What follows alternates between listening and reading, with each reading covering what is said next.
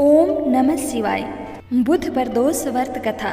यह व्रत हिंदू तिथि के अनुसार 13वें दिन यानी त्रयोदशी को होता है। त्रयोदशी अथवा प्रदोष व्रत हर महीने में 2 बार आता है, एक शुक्ल पक्ष और दूसरा कृष्ण पक्ष। इस व्रत में भगवान महादेव की पूजा की जाती है। आज हम जानेंगे बुध प्रदोष व्रत की कथा, इस व्रत का महत्व और इस व्रत की पूजा विधि। तो चलिए शुरू करते हैं आज की कथा। लेकिन उससे पहले अगर आपने इस चैनल को अभी सब्सक्राइब नहीं किया है तो कृपया सब्सक्राइब कर लीजिए, क्योंकि आपके लिए लेकर आते हैं हम एक से बढ़कर एक भक्तिमय वीडियो जो आपको कहीं और नहीं मिलेगी।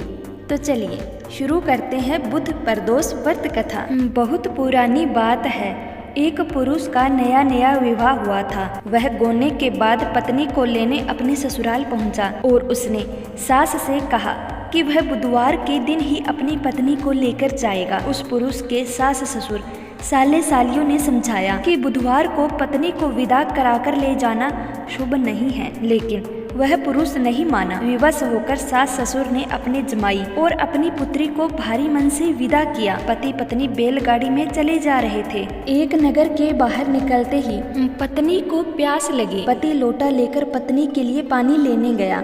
जब वह पानी लेकर लौटा तब उसने देखा कि उसकी पत्नी पराये व्यक्ति द्वारा लाए लोटे से पानी पीकर हंस हंस कर बात कर रही थी। वह पराया पुरुष उस ही व्यक्ति की शकल सूरत वाला था। ऐसा देखकर वह व्यक्ति पराये व्यक्ति से आग बबूला होकर लड़ाई करने लगा। धीरे धीरे वहाँ काफी भीड़ एकत्रित हो गई और सिपाही भी आ गए। सिपाही ने स्त्री से पूछा कि सच सच बताओ कि तुम्हारा पति इन दोनों में कौन है।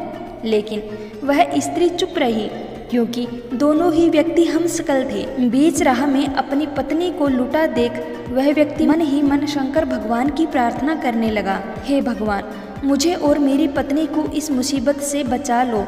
मैंने अपनी पत्नी को बुधवार के दिन विदा कराकर जो अपराध किया है उसके लिए मुझे क्षमा कर दो। भविष्य में मैं ऐसी गलती कभी नहीं करूँगा। भगवान शिव ने उसकी प्रार्थना स्वीकार कर ली और दूसरा व्यक्ति उसी समय कहीं अंतर्ध्यान हो गया।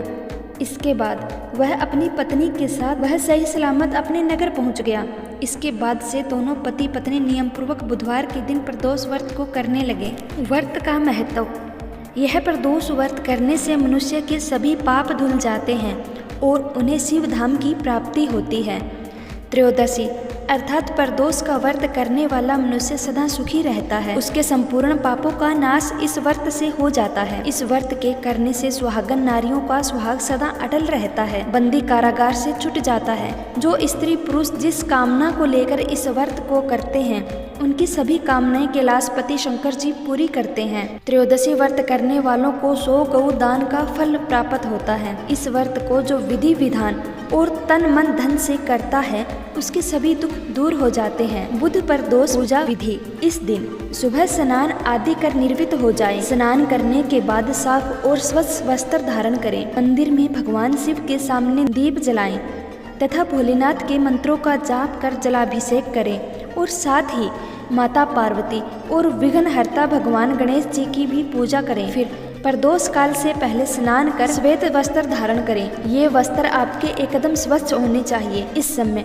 आप मंदिर या घर कहीं पूजा कर सकते हैं। यदि आप घर में भगवान शिव की पूजा कर रहे हैं तो एक चौकी पर स्वच्छ वस्त्र बिछाएं और उस पर भगवान शिव, माता पार्वती और विघ्नहर्ता भगवान गणेश जी की मूर्ति स्थापित करें। ध्यान रहे पूजा के समय चौकी पर शिवलिंग जरूर स्थापित करें। आज की कथा का समापन हुआ। अगर आप भी प्रदोष व्रत करते हैं तो प्लीज़ कमेंट में हमें जरूर बताएं और जय भोलेनाथ जरूर लिखें। जय भोलेनाथ, जय भोलेनाथ।